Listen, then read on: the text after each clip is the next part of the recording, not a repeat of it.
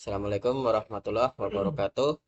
Di sini kami dari kelompok 7 akan mempresentasikan modul 8 yaitu tentang lapisan jaringan. Karakteristik lapisan jaringan yaitu network oscillator bagian ketiga. Saya yang pertama ini bagian 8.1. Saya Topik Fadilah dengan PM 2578214 dari kelas TRI 2D. Saya bagian yang pertama yaitu tentang karakteristik lapisan jaringan. Nah, lapisan jaringan atau OSI yang ketiga ini menyediakan layanan yang memungkinkan perangkat akhir atau untuk bertukar data di seluruh jaringan. Seperti yang ditunjukkan pada gambar IPv4. Nah, ini gambar IPv4 dan 6 itu protokol komunikasi lapisan jaringan utama. Di mana protokol ini jaringan lainnya itu termasuk protokol perutean seperti Open Short Path First dan protokol pengiriman pesan seperti Internet Control Message Protocol atau ICMP. Nah, untuk supaya ini bisa terwujud, protokol lapisan ini melakukan 4 operasi dasar. Yang pertama itu tentang pengaturan alamat perangkat akhir, di mana perangkat akhir ini harus dikonfigurasi dengan alamat IP, di IPv6 atau 4 tadi, yaitu IP unik agar diidentifikasi di jaringan. Lalu ada enkapsulasi, di mana lapisan jaringan yang mengenkapsulasi unit data protokol ini atau PDU itu dari lapisan transport ini ke dalam sebuah paket. Proses enkapsulasi menambah informasi header seperti alamat IP dari host, sumber pengirim, atau tujuannya yang sebagai penerima. Proses enkapsulasi ini juga dilakukan oleh sumber paket IP. Lalu yang ketiga itu ada namanya routing,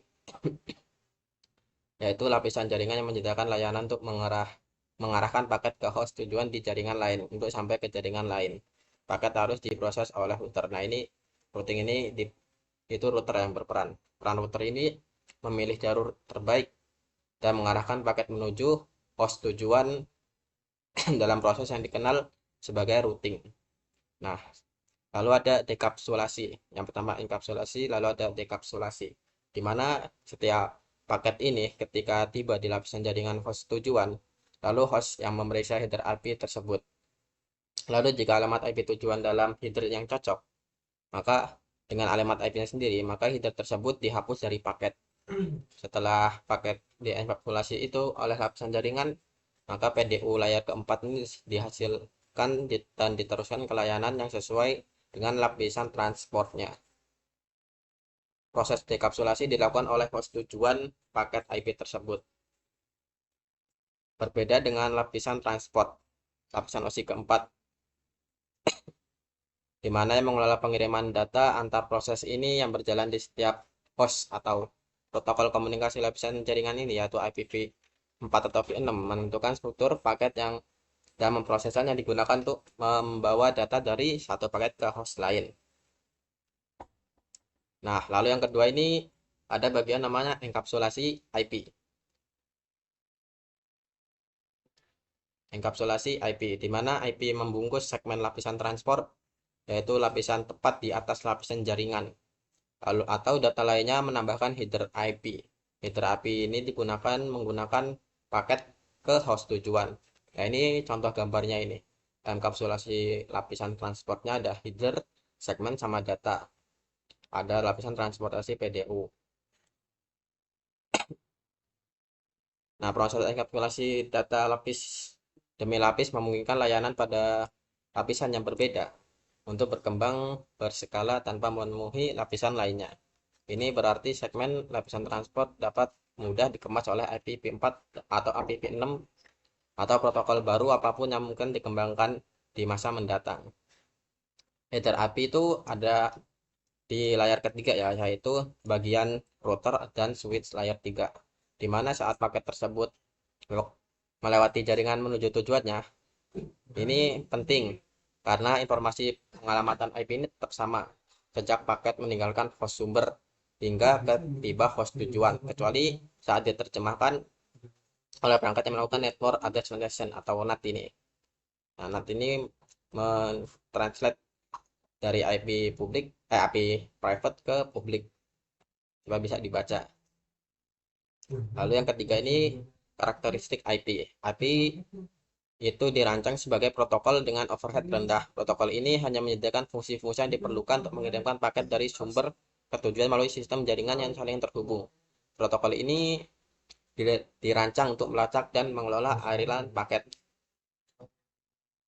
Nah, karakteristik dasar dari KI, intelektual kekayaan ini, yaitu tanpa koneksi. Tidak ada koneksi yang terjalin dengan tujuan sebelum mengirim paket. Lalu ada base effort.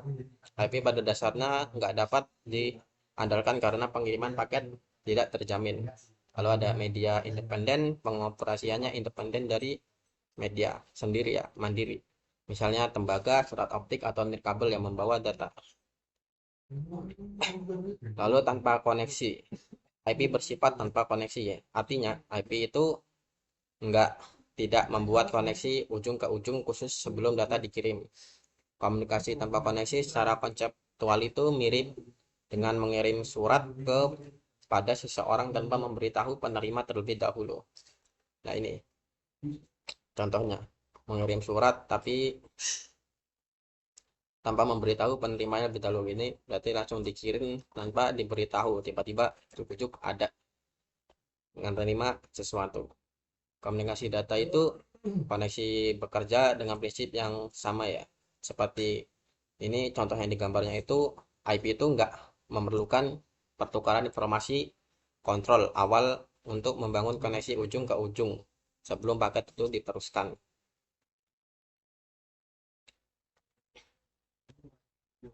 Lalu bagian kelima ini ada apa ini? Upaya terbaik.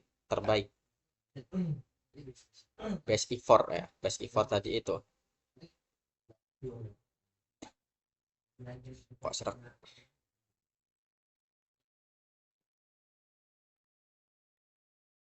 Nah, best effort. IP itu nggak memerlukan kolom tambahan di header untuk menjalin koneksi yang terjalin. Proses ini itu sangat mengurangi beban kerja IP. Tapi tanpa koneksi ujung ke ujung yang sudah terjalin sebelumnya itu, pengirim tidak akan mengetahui apakah perangkat tujuan ada dan bersifat berfungsi saat mengirim paket. Mereka juga tidak mengetahui apakah tujuan menerima paket atau apakah perangkat itu tujuan dapat mengakses dan membaca paket tersebut. Nah, protokol IP ini itu tidak menjamin kalau semuanya paket itu dikirimkan ke benar-benar diterima. Jadi sudah dikirim tuh tapi nggak dijamin bakal diterima begitu. Nah, ini paket IP, paket dialihkan melalui jaringan dengan fisik.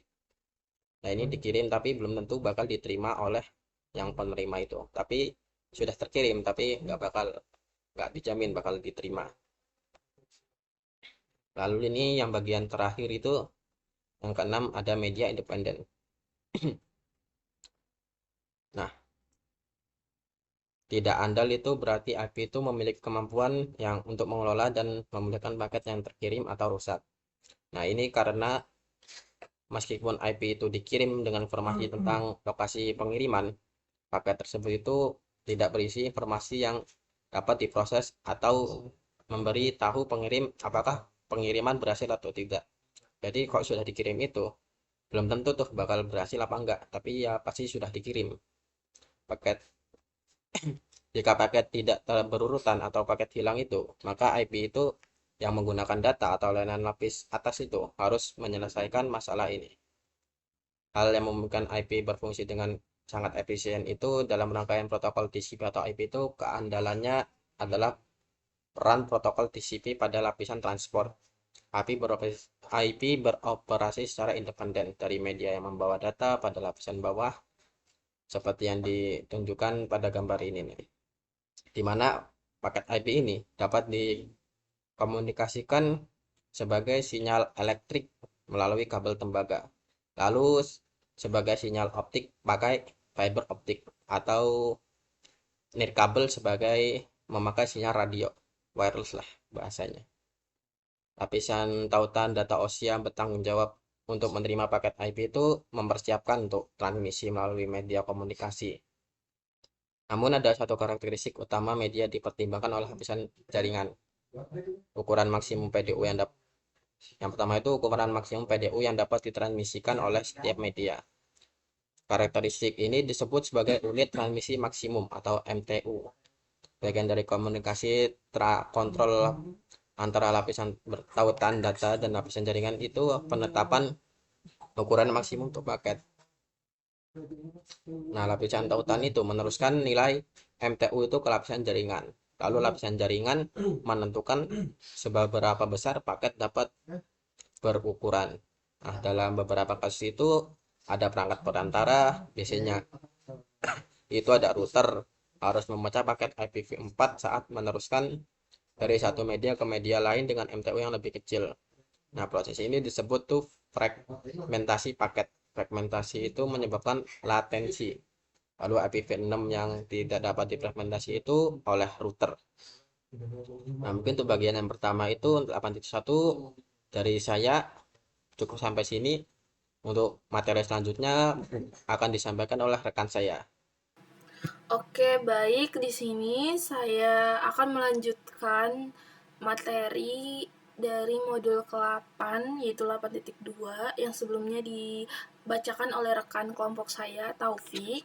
Sebelumnya di sini izinkan saya untuk memperkenalkan diri terlebih dahulu sebelum saya menjelaskan materinya.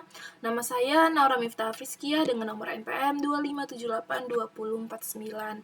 Nah, di sini pada modul ke-8 lapisan jaringan, saya tuh mendapatkan pembagian tugas mempresentasikan materi itu, memaparkan materi itu pada 8.2, yaitu paket IPv4.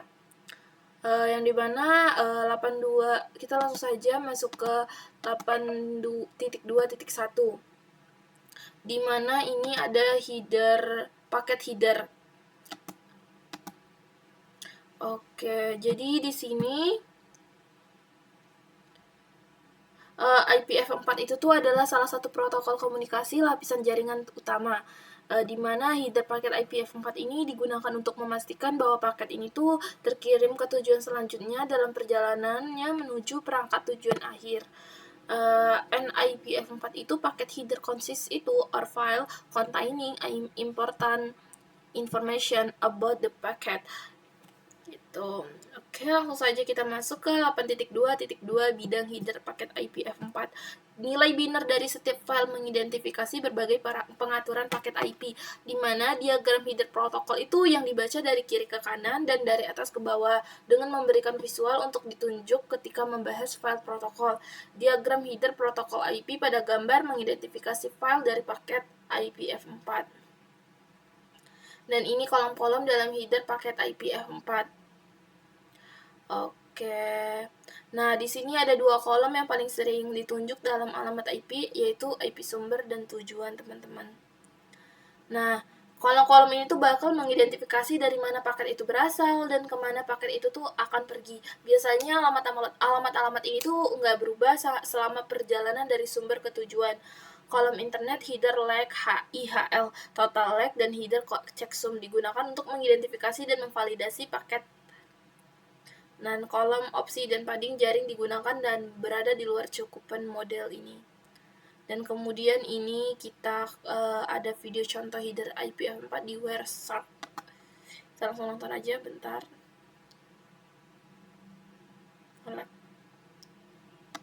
Jadi dalam video ini tuh kita bakal layer protocol that we were dealing with was Internet Protocol version 4, IPv4. We can also see that the source IP address was 192.168.1.109. Oke, mungkin itu aja dari saya 8.2. Oke, langsung saja. Sebelumnya kita udah masuk ke 8.2. Sekarang kita langsung lanjut ke 8.3, yang dimana yang sebelumnya kita masuk ke paket IPv4, sekarang ke IPv6.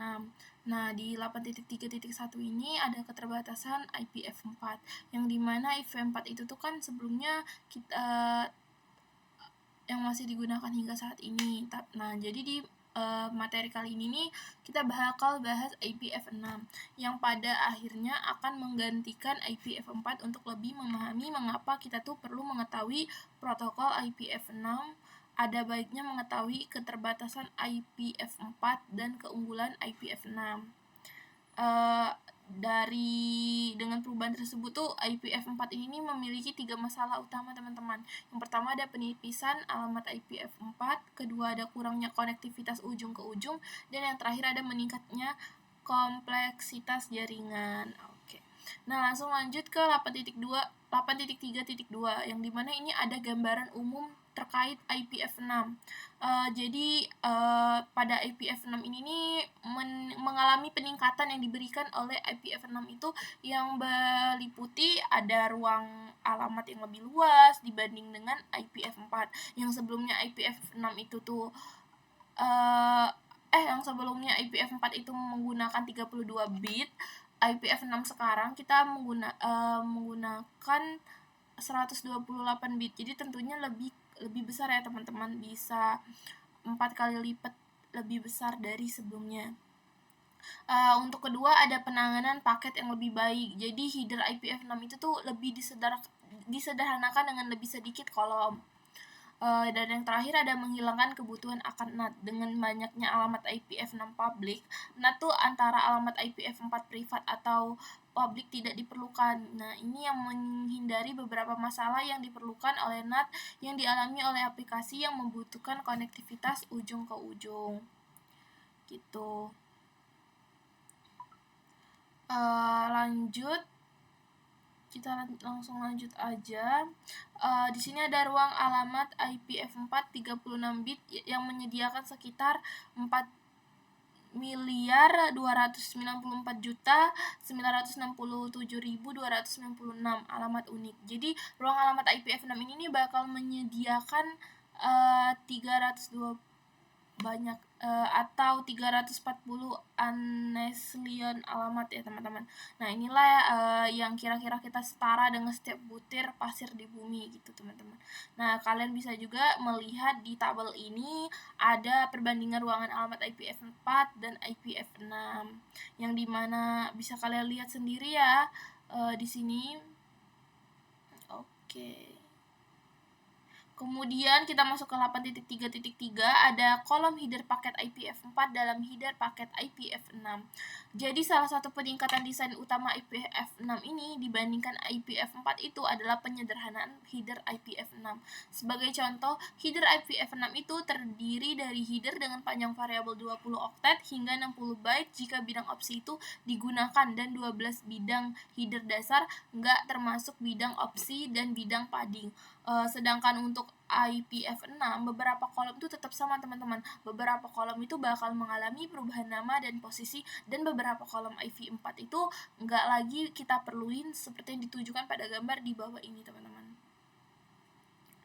Oke, jadi sebaliknya pada header ke IPv6 ini kita menyederhanakan seperti yang ditunjukkan gambar yang di atas yang saya lihatkan tadi. Dari header dengan panjang tetap 40 oktet, sebagian besar karena panjang alamat IPv6 ini sumber dan tujuan.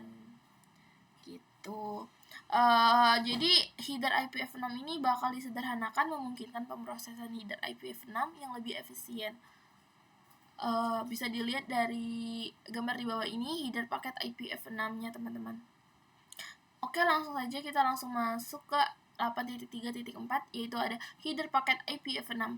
Jadi di bawah ini kita lebih melihatkan diagram header protokol IP. Pada gambar tersebut mengidentifikasi bidang-bidang ini dari sebuah paket IPv6.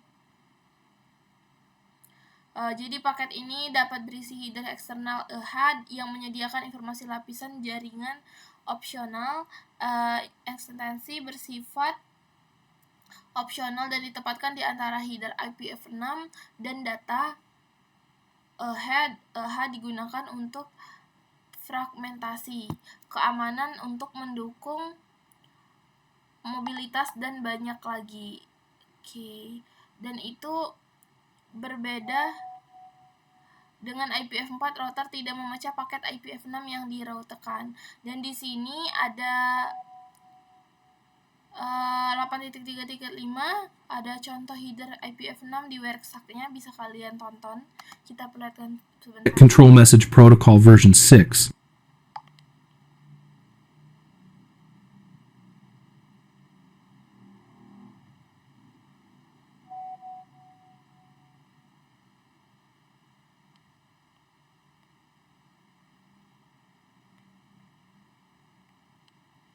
Oke, udah.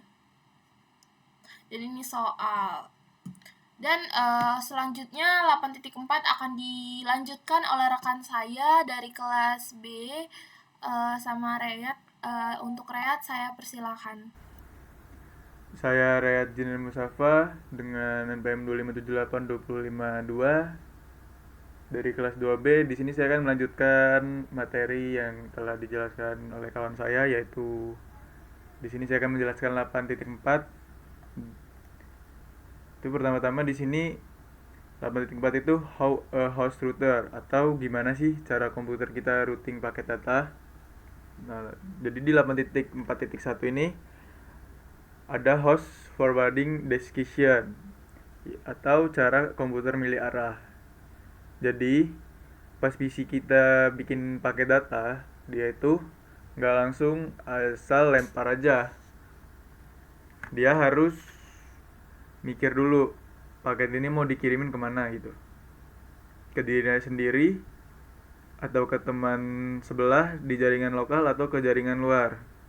Semuanya diatur lewat table routing yang dibikin sama PC itu sendiri. Nah, kalau tujuannya masih di jaringan lokal atau jaringan lokal atau di switchnya, datanya bisa jaringan lokal, datanya bisa langsung lewat switch atau access point tanpa perlu bantuan pihak ketiga. Tapi kalau tujuannya beda jaringan, disinilah peran routing jadi penting banget buat nemuin jalan keluarnya.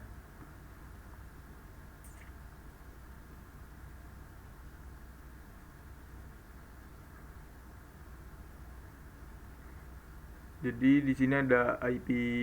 Kalau di IPv4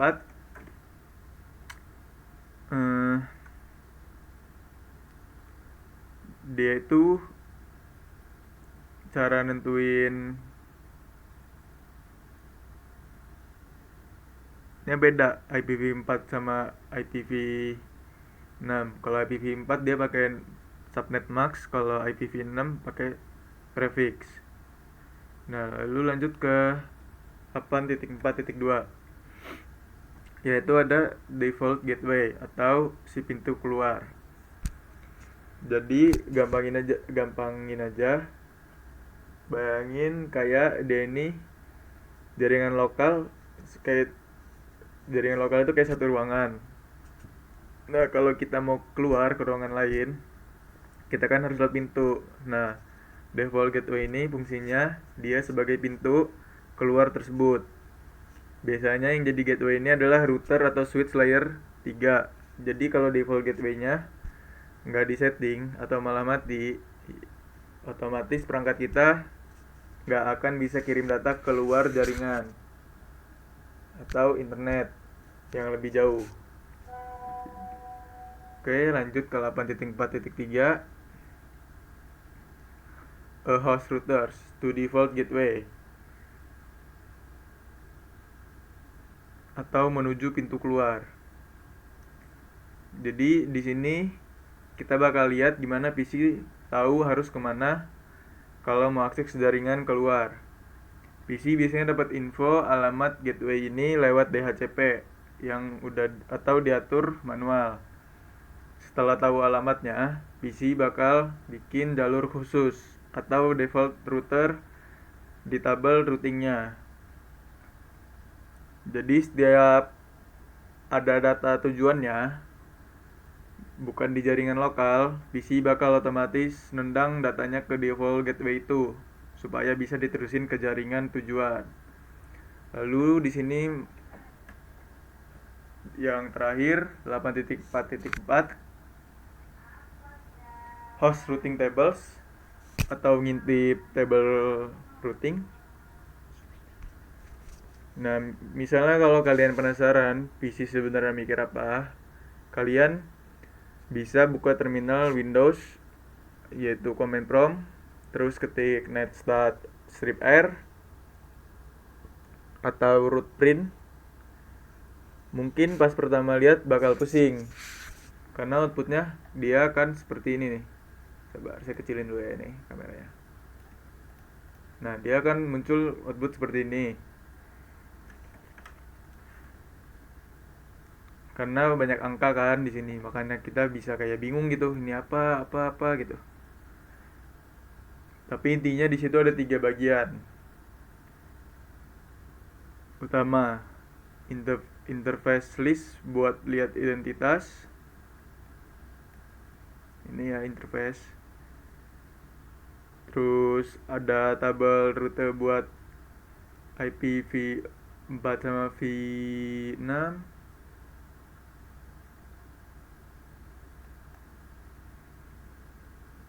Terus tabel inilah yang jadi peta buat PC kita supaya nggak nyasar pas mau ngirim pakai data kemanapun. Oke, jadi segitu aja dari saya. Mungkin bakalan dilanjut oleh kawan saya nanti di materi selanjutnya. Halo semuanya, perkenalkan saya Naila Deswita dengan NPM 25782106 dari kelas TRI 2D. Baik, jadi pada video kali ini saya akan mempresentasikan modul 8.5 Introduction to Network di modul 8 Network Layer. Yang pertama, di sini ada keputusan penerusan router, paket router. Jadi pada bagian ini kita tuh mempelajari bagaimana router ini mengambil keputusan ketika menerima sebuah paket data. Ketika paket masuk ke router ya, jadi router ini dia akan memeriksa alamat IP tujuan yang terdapat pada paket tersebut. Setelah itu routernya ini akan mencocokkan alamat tujuan tersebut dengan informasi yang ada pada tabel router ya teman-teman, atau tabel routing gitu. Nah, dari hasil pencocokan itu, router dapat menentukan jalur terbaik yang harus digunakan untuk mengirim paket ya. Jadi mengirim paket menuju tujuannya. Jadi tugas utama routernya ini adalah menerima paket, kemudian menentukan jalur paket yang tepat, kemudian meneruskan paket tersebut ke router berikutnya atau langsung ke jaringan tujuan. Oke, di sini adalah contoh routing table. Ini adalah IP address dan ini adalah gigabit Ethernetnya, interface-nya ya. Oke, yang kedua di sini adalah 8.5.2 IP router routing table. Jadi untuk bisa menentukan jalur router menggunakan tabel routing ini bisa diibaratkan seperti peta ya. Peta yang berisi informasi, kemudian dia berbagi jaringan yang diketahui sama router ya. Nah, di dalam tabel routing ini terdapat 3 jenis router utama ya teman-teman. Di sini ada directly connected ya, directly connected atau jaringannya terhubung langsung, kemudian ada jaringan jarak jauh ya, atau remote network, dan ada default route ya teman-teman. Nah, jadi ketika sebuah paket masuk, routernya ini akan mencari kecocokan alamat tujuan pada tabel routing. Karena itu tabel routing ini menjadi komponen yang sangat penting dalam proses routing ya teman-teman. Seperti itu. Next, di sini ada status routing. Jadi statis itu kayak manual gitu. Status ini adalah metode routing yang dikonfigurasi secara manual sama administrator ya. Administrator jaringan. Artinya administrator harus menentukan sendiri jalur mana yang digunakan untuk mencapai suatu jaringan tujuan. Keuntungannya routing statis ya adalah konfigurasinya itu sederhana dan penggunaannya sumber daya routernya itu lebih ringan. Namun jika terjadi perubahan topologi, administrator ini harus memperbarui konfigurasi secara manual ya. Jadi secara manual gitu, karena routernya itu tidak menyesuaikan diri secara otomatis. Jadi biasanya sih makanya routing statis ini cocok digunakan untuk jaringan kecil ya teman-teman, untuk jaringan kecil karena dia manual seperti itu. Next, kemudian dynamic routing. Jadi dynamic ini kayak dia tuh otomatis teman-teman. Jadi berbeda sama routing statis, routing dinamis ini memungkinkan router untuk mempelajari jaringan lain secara otomatis menggunakan protokol routing seperti OSPF atau EIGRP. Jadi router ini akan saling bertukar informasi jaringan sehingga dapat membangun tabel routing secara otomatis. Keuntungan utama routing dinamis ini adalah kemampuannya itu beradaptasi terhadap perubahan jaringan. Jadi dia tuh lebih fleksibel ya. Seperti itu. Jika suatu saat jalur mengalami gangguan ya, misalnya jalurnya itu mengalami gangguan di R2 atau di R1 seperti ini, routernya itu bisa mencari jalur alternatif tanpa perlu konfigurasi sama kita atau sama administrator, karena routing dinamisnya itu makanya dia tuh lebih fleksibel ya. Dan jadi kalau misalnya jalur ini nggak bisa, dia bisa pakai jalur yang lain, otomatis ada jalur alternatifnya gitu. Makanya routing dinamis ini atau dinamis routing ini dia tuh cocok digunakan untuk jaringan berskala besar ya. Dan juga kompleks karena dia fleksibel teman-teman, seperti itu. Oke, ini ada topologi. Kemudian di sini introduction to an IP versi 4 routing table. Jadi di sini ada perintah show IP route ya teman-teman. Nah ini, jadi itu dia kayak perintah untuk menampilkan informasi ya tentang routernya. Jadi perintah show IP route ini jalankan, dia akan muncul output seperti ini teman-teman. Nih, menunjukkan sumber suatu route ya. Jadi huruf C ini connected ya. Yaitu menunjukkan jaringan yang terhubung langsung atau koneksi. Jadi kemudian ada huruf L lokal. Jadi lokal ini menunjukkan alamat lokasi interface atau lokal.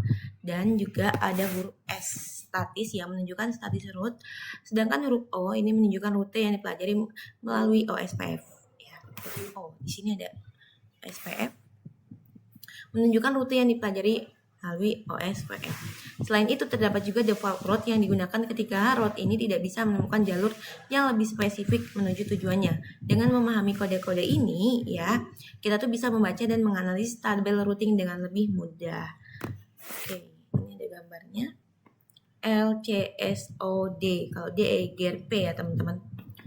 Oke, sudah selesai ya di sini latihan soal. Oke, mungkin cukup sekian modul 8.5. Jadi kita tuh memahami bagaimana router tuh meneruskan paket ya menggunakan tabel routing, mengenal jenis-jenis route yang terdapat pada tabel routing, serta memahami perbedaan antara routing statis dan routing dinamis. Kalau routing statis itu dia manual ya. Jadi kalau misalnya ada perubahan kita harus mengubahnya ulang dari kita sendiri atau orang sebagai administrator. Kalau dinamis dia manual ya teman-teman. Otomatis. Jadi dia ada jalur alternatif, kita nggak perlu seperti statis ya manual. Jadi bisa otomatis gitu. Untuk routing dinamis, dia lebih cocok di jaringan berskala besar.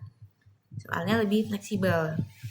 Jadi materi 8.5 ini menurut saya penting ya karena menjadi dasar sebelum mempelajari konfigurasi routing yang lebih lanjut pada materi CCNA ini. Oke, mungkin cukup sekian ya video penjelasan dari saya untuk modul 8.5 tentang routing ya teman-teman, introduction to routing, pengantar router. Oke, kurang lebih saya mohon maaf, saya akhiri. Wassalamualaikum warahmatullahi wabarakatuh.